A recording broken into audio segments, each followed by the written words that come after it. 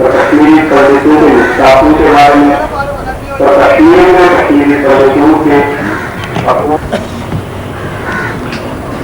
हमारा प्रयत्न रहा है कि निर्वाचन में कश्मीर के बारे में, कश्मीरी हिंदुओं के बारे में जो घटनाएं घट रही हैं उन घटनाओं के बारे में सही पालन कर एनालिसिस न्यूज रिपोर्टिंग हो, जिसमें किसी भी प्रकार का कोई बहस नहीं हो, जिसका झुकाव किसी खास पार्टी, किसी खास तबके, किसी खास कौम की तरफ न हो, ऐसा एक ऑर्गन, ऐसा एक न्यूज़पेपर कम्युनिटी के सामने और तमाम देश के सामने लाके सामने कर दें। मुझे बहुत खुशी हो रही है आप सबको ये बताते हुए कि पन्नू कश्मीर फाउंडेशन की ओर से एक फोर्टनाइटली के आने वाले दिनों में आपकी सहायता से ये फोर्टनाइटली न्यूज़पेपर जो आज हम रिलीज कर रहे हैं धीरे धीरे एक वीकली में कन्वर्ट होके फिर आगे लगभग एक साल में एक डेली न्यूज़पेपर की सूरत में देश के सामने आएगा। इसके लिए न्यूज़पेपर को आप सबकी सहायता की जरूरत है। आप सबके लिए न्यूज़पेपर की कॉपी बाहर सेल काउंटर पे हैं, जाते वक्त ले जाइएगा और साथ ही साथ न्यूज़पेपर को सपोर्ट करने के लिए अपनी तरफ से न्यूज़पेपर की सब्सक्रिप्शन उसके लिए भी एक काउंटर लगा हुआ रजिस्टर करवा लीजिएगा और अपनी तरफ से न्यूज़पेपर के लिए खास तौर पर जो कुछ भी डोनेशन, जो कुछ भी सहायता आप देना चाहते हैं वो जरूर दीजिएगा, ताकि ये जो आपकी आवाज हम आज आपके ही सामने ला रहे हैं इसको सस्टेन कर। मुझे पूरा भरोसा है कि हमारी तरफ से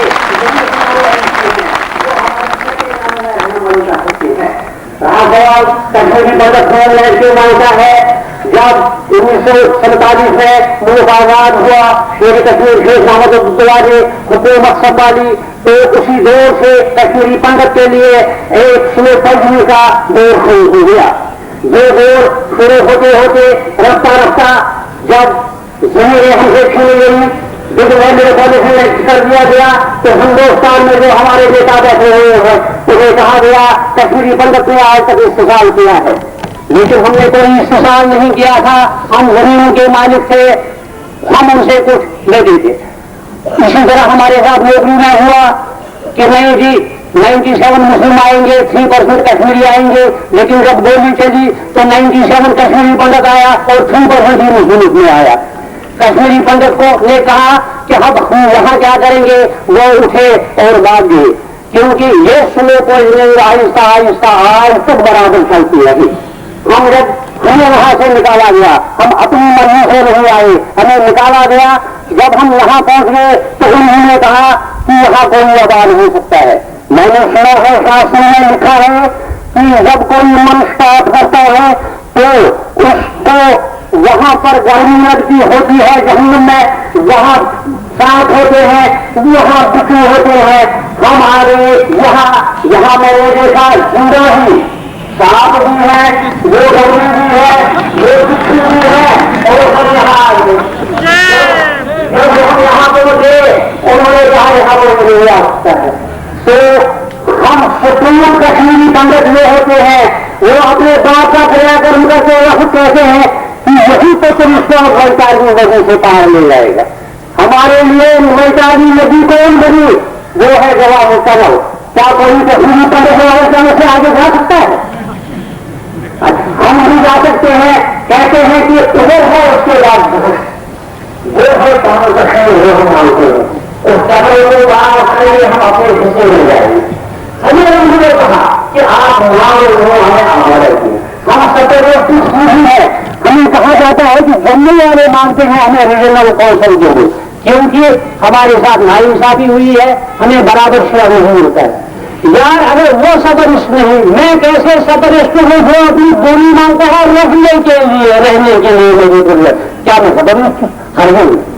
मैं कहता हूँ एक बाप के दो भाई हैं, बेटे हैं। एक बेटे ने अपनी विरासत फरोख्त कर दी है पाकिस्तान को आजाद कर दी, वो मेरे हिस्से में रहता है, जो मेरा हिस्सा बनकर, और मुझे ही घर से निकाल दिया गया है। कितनी जरूरत है। अब एक इम्पोर्टेंट बात जो मैं आप कश्मीरी पंडितों से कहने जा रहा हूं, उनके तमाम होने नाकाम हो गए हैं।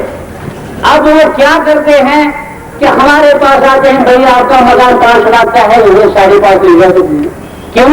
इस कानून का को खत्म करने के। जब हमारा कोई राइट वहां नहीं रहता है तो हम कैसे वहां जाएंगे? आप लोग भी ऐसी गलती हर चीज न करें, कोई सौदा न करे।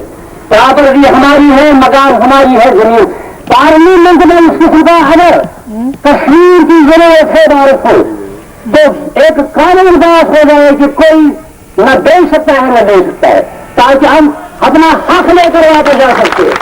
ये एक जरूरी बात है जो मैं जाफर साहब से अर्ज कर रहा हूं, क्योंकि आवाज पार्लियामेंट तक कौन उठाता है? मुझे अहमद, मैं इनका बहुत ही आभारी हूं जो ये वहां से तशरीफ लाए हैं, प्रोफेसर साहब तशरीफ लाए हैं हमारे इस देश में। ये आप लोग कहते थे कि आज पंडित टिका लाल तपलू जी शहीद हो गए हैं 14 सितंबर को, ये शहीदी दिवस मनाते हैं। मैं कहता हूं हम सब कश्मीरी पंडित के दिन ही शहीद हो गए, जो हमारा दिन है। क्या यही वो दिन है जब हमने किया शुरू वहां से निकलना? इसलिए मैं आप दोस्तों से गुजारिश करूंगा कि बिल्कुल सहार में आए, वो रुपए पैसे आप अपने जेब में न लगाए, फिर आपका कोई राइट नहीं बनता है वहां जाने का। वो लोग बिल्कुल कमजोर हो गए हैं, इसमें कोई शक नहीं। तीसरी बात जो है, जिस तरह से आज पोलिटिकल प्रोसेस के बारे में कहा जा रहा है कि आप पोलिटिकल प्रोसेस होगी, हमें कोई इतराज नहीं है, लेकिन मैं इतना कहूंगा कि हम कश्मीरी पंडितों का जो गुस्सा है हमारी सीट से रखी जाए, हमें ये सीट हम खुद का फैसला करेंगे। अगर पोलिटिकल प्रोसेस यहाँ शुरू करेंगे तो मैंने शुरू की अपनी मर्जी को यहाँ से देंगे। आज मुझे आज मुझे खदार जब मैं फिर वहां ही उसको वोट दे दूं तो फिर मुझे क्या करने डालना देखा था। इसलिए मैं आपसे गुजारिश करूंगा कि हमारी तरफ से मैं बाकी एडमिनिस्ट्रेशन से भी यही गुजारिश करता हूँ, अगर बाकी एडमिनिस्ट्रेशन इस वक्त इस ट्रेन को आगे न ले जाते हम खत्म नहीं होंगे। जिन्होंने अपना वक्त मैं बर्बाद नहीं करूंगा, अपना समय ठीक तरह से गुजारा और हम लोगों की इस नैया को आगे लेकर जिन्होंने जिन्ना में हमारा मसला उठा दिया, वर्ल्ड में हमारी बात इस वक्त आ गई। रिकॉग्निशन का मसला हमने उनके साथ करा दिया है। अगर रास्ते अग्निशेखर न होते, अगर ये इसका अपने कंधों पर बोल न देते, मैं कहता था हमारे लिए कोई पोलिटिकल लीडर था ही नहीं। ये नहीं है, बहुत सारे लोग हैं, उनका भी जिम्मेदारी आपकी आई होती है, किसी रिलीफ को, किसी राशन का, किसी को किस, लेकिन सभी देशों का काम जो है वो हम डॉक्टर अग्निशेखर को सोच देते हैं और डॉक्टर सुब्रमण्यम स्वामी साहब को, जो हमारी नम्र काम है।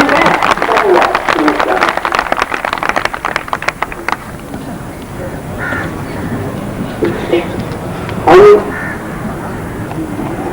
धीरे धीरे अपनी टांगों पर खड़ा होकर अपने बारे में सोचने की कोशिश पिछले 4 साल से हम करते आ रहे हैं। और इस कोशिश में बहुत से देश के ऐसे लोग हैं, चाहे वो पॉलिटिकल थिंकर हों, पॉलिटिशियंस हों, सोशल एक्टिविस्ट हों, उन्होंने वक्त वक्त पर हमारा हौसला बढ़ाया है, विभिन्न फोरमों में हमारे बहुत अच्छे हैं।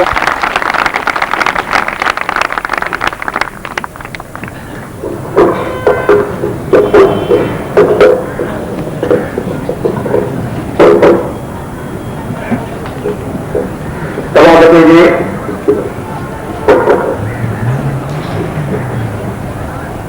गर्मी में तपस्या कर रहे हैं और उस तपस्या की फल जरूर भगवान आपको निकट भविष्य में देगा।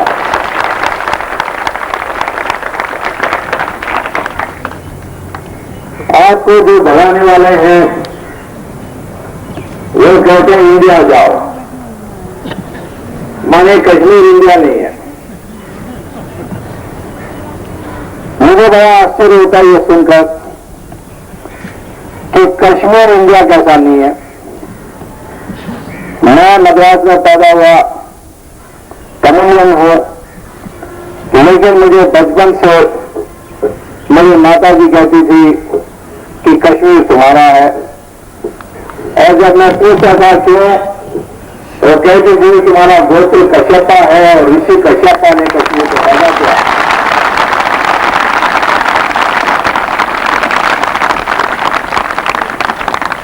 तो जो लोग आज आपको कह रहे हैं इंडिया जाओ, उनको पता नहीं है कि कश्मीर के बिना इंडिया का कल्पना हो ही नहीं सकता। कश्मीर गया तो हिंदुस्तान गया। इसीलिए मैं प्रधानमंत्री की इस बयान की स्वागत करता हूं कि उन्होंने पहली बार लाल किला से कहा कि कश्मीर का एक ही मसला बाकी है, जो कब्जा करके पाकिस्तान बैठा हिस्सा है, ये वापस कब पहुंचेगा। और यही हम सब लोगों का संकल्प है।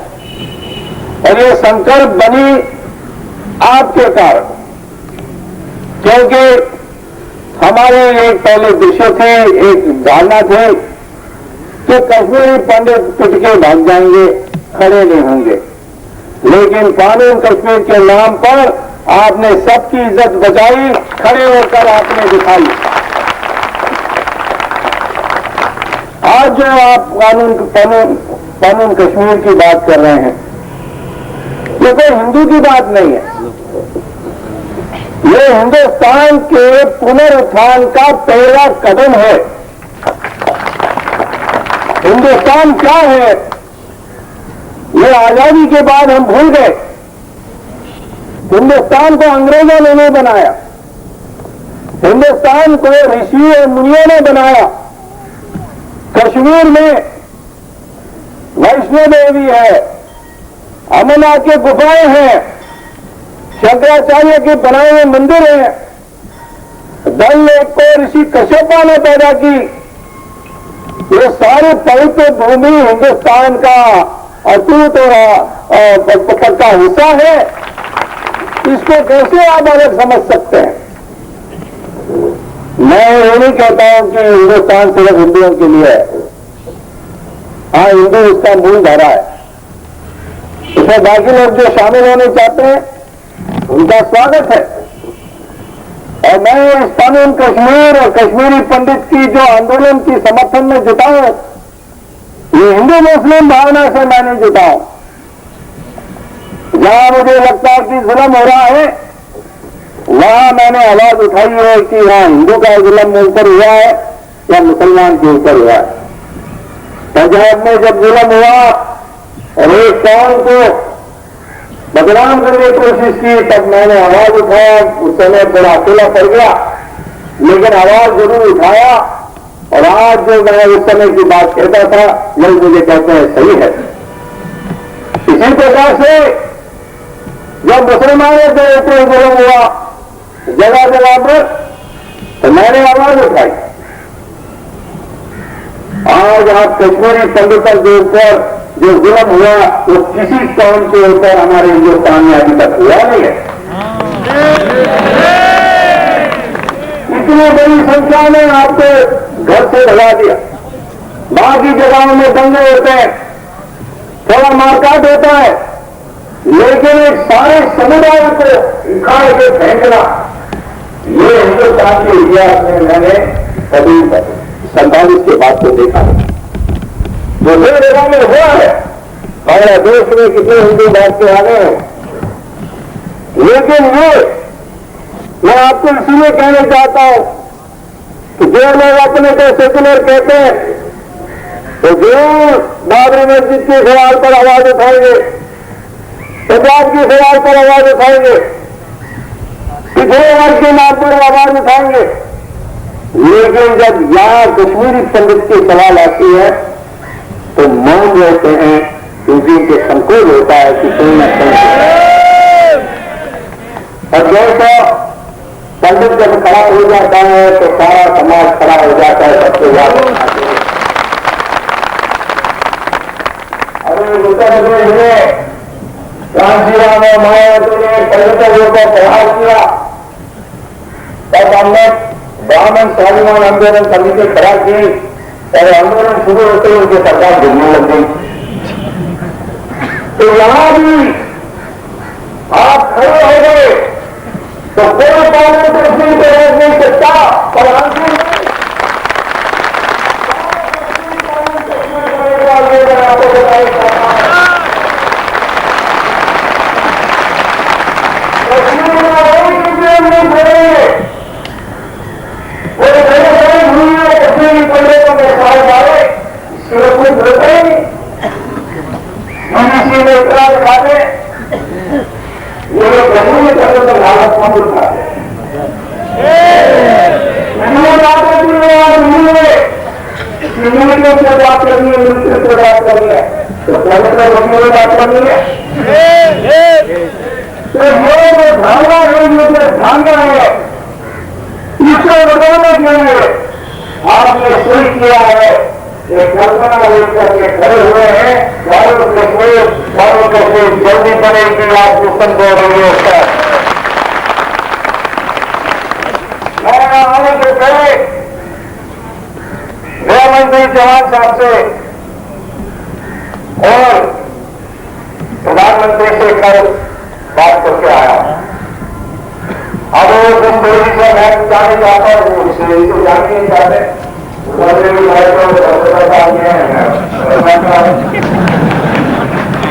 लेकिन मुझे उस बात से हर्ष होता है कि कम से कम आप इस बात को मानने लगे कि कश्मीर पंडित एक ग्रुप है, उसकी इंटरेस्ट को भी ध्यान में रखकर इलेक्शन आएंगे जरूर, इसलिए आप पीछे मत रखिए। अपना हिस्सा कैसा होगा, बड़ा कैसा किया जा सकता है, अपने कानून कैसे मैक्सिमम जा सकते हैं, आपके साथ वोटर लिस्ट में कैसा न्याय हो सकता, इसके लिए लड़ाई करनी चाहिए। वो गलती मत करिए जो कई सिख संगठनों ने पंजाब में की और वहां कांग्रेस की सरकार बनी 50 वोट में, 75 वोट में। ये इलेक्शन होंगे तो आपको भाग लेना चाहिए और इलेक्शन में कैसा काम करना है, इसमें हमारी एक्सपर्टीज, बलदार मदद की एक्सपर्टीज और दुनिया भर की जो एक्सपर्टीज है वो हम आपको देने के लिए तैयार है, पर इलेक्शन के लिए तैयार होंगे। आपके साथ न्याय होना चाहिए, वोटिंग ठीक होना चाहिए, वोटिंग में सिक्योरिटी होनी चाहिए, ये सब डिमांड होनी चाहिए। उसके बिना इलेक्शन नहीं होगा। लेकिन इलेक्शन होगा तो इसमें आप पीछे मत रहिए। मैं ये एक बात आपको जरूर कहना चाहूंगा। मैं ये भी चाहता हूं सुनकर कि लंदन में आप 17 तारीख को कॉन्फ्रेंस कर रहे हैं। कॉन्फ्रेंस करिए इंटरनेशनल, अमेरिका में भी करिए, दुनिया में सब जगह में जहां भी आप कर सकते हैं, क्योंकि कश्मीरी पंडित सारा हिंदुस्तान में, सारा संसार में फैला हुआ है। और उसमें भी जो मदद आपको चाहिए, वो मदद मैं जो मेरा इंटरनेशनल कॉन्टैक्ट है उसको दे करके आपको सफल बना देने का तैयार हूं।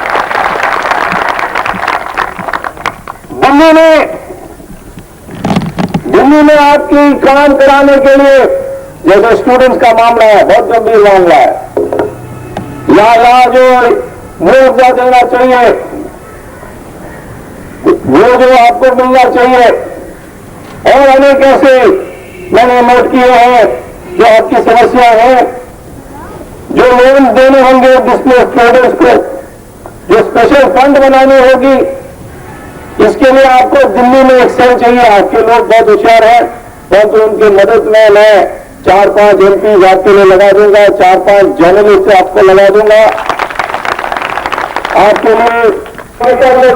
किया तो जो एक हिस्सा उसको हम मजाक में कहते थे पाकिस्तान है, ये पाकिस्तान नहीं है, जो बाकी है हिंदुस्तान है। अब इस पाकिस्तान को हिंदुस्तान बनाने के लिए इसके लिए हमारी देश को तैयारी करनी चाहिए, मनोबल बनाना चाहिए। और आसान है, इनके बाद आतंकवाद से क्या करेंगे? हम तो 90 करोड़ के लोग हैं, वो तो 15 करोड़ के लोग हैं। हमारे 30 करोड़ लोग भी मर जाएंगे, फिर भी हमारे 7 करोड़ बाकी रहेंगे। हमने काम कराएंगे और ये गांव में ये गएगा हिंदुस्तान में तो मरेगा पाकिस्तान। क्यों? क्योंकि जो हवा चलती है हमारे देश में वो उल्टा चलती है। तो कितना वो गांव के ब्लास्ट से हमें मारेंगे, हवा से रेडियो एक्टिविटी से 3 गुना ज्यादा पाकिस्तानी मरेंगे। तो पाकिस्तान आत्महत्या करनी चाहते हैं तो बॉम्ब फेंके, बॉम्ब फेंके तो डर नहीं है, उनके पास बॉम्ब नहीं है, दफा मारे। तो मैं जानता हूं वो तो अपने यौनक को बढ़ाने के लिए बॉम्ब है कहते हैं। और इसमें हमें कोई चिंता नहीं, हमने मिनिस्टर थे तो हमने बड़ी गहराई में इससे दी थी। और उस समय मैंने कहा था कि हमारे पास ऐसे नहीं है कि हमारे पास दोस्त है, लेकिन हमारे दोस्तों को भी पता होना चाहिए कि हमारी इरादा क्या है। इजराइल है, मैं नरसिम्हा को धन्यवाद देता हूं कि 20 साल से जो हम डिमांड कर रहे हैं, भल्लार जी भी करते थे कि इजराइल से मित्रता रखो। पाकिस्तान से युद्ध हुआ तब भी एम्बेसी है इस्लामाबाद में, चाइना से लड़ाई हुई तब भी बीजिंग में हमारी एम्बेसी है। तो इजराइल हमसे प्रेम करता है, उसने कभी हमारा नुकसान नहीं किया, उसके साथ एम्बेसी है। तो आज ये त्रुटि पूरी हो गई, खत्म हो गई। इजराइल से हमारी रिश्ता बन गई है। इजराइल ने हमसे, मुझे पता है इजराइल की जो कुशलता है, जो उसकी ज्ञान है, हम दोनों मिल जाएंगे तो पाकिस्तान को 48 घंटे में चटनी बना सकते हैं। यह पाकिस्तान को समझना चाहिए। और चाइना बीच में नहीं आएगा। चाइना का दोस्ती हमारी शुरू की मैंने, तो चाइना के लोग मुझे कहते थे कि तुम्हारे दिमाग साफ नहीं है तो हम क्यों उसमें करें। जब आपकी दिमाग साफ नहीं है, आज हमारे पास कारण है कि पंजाब और कश्मीर से रहे नहीं, तमिलनाडु में भी एलटीटी से मिलकर के आज पाकिस्तान वहां उपद्रव पैदा कर रही है। आंध्र में पीडब्ल्यूजी के ग्रुप के साथ पाकिस्तान मिलकर वहां गड़बड़ कर रही है। आसाम में उल्फा से मिलकर के गड़बड़ कर रही है। मैदान में हारती है पाकिस्तान, परंतु इस तरीके से वो हमारे देश को हराना चाहती है, हमारे हौसला को समाप्त करना चाहती है। तो कानून कश्मीर का बनाना इसीलिए जरूरी है क्योंकि हमें पाकिस्तान को बताना है कि तुम्हारी बात अब नहीं चलेगी। हिंदुस्तान को एक रखने के लिए हम किसी हद तक पूरी जाने के लिए तैयार हैं। तो दोस्तों, मैं आपको यही कहने के लिए आया हूं और जब मैंने कानून कश्मीर की सवाल उठाई पार्लियामेंट में, तो बहुत कम लोग बोलने के लिए तैयार थे। कई लोग आपको उपयोग करके देश में मुसलमान के प्रति एक द्वेष, एक नफरत पैदा करने चाहते हैं। हमारे मुसलमान का कोई दोष नहीं है इस देश में, दोष बना हिंदुओं का है, क्योंकि हमने अपना दिमाग साफ नहीं बनाया है। हमने सौदा किया है राष्ट्रहित के साथ और उनको उलझन में डाला है। ये बात जब हम साफ साफ कहते हैं, यदि आज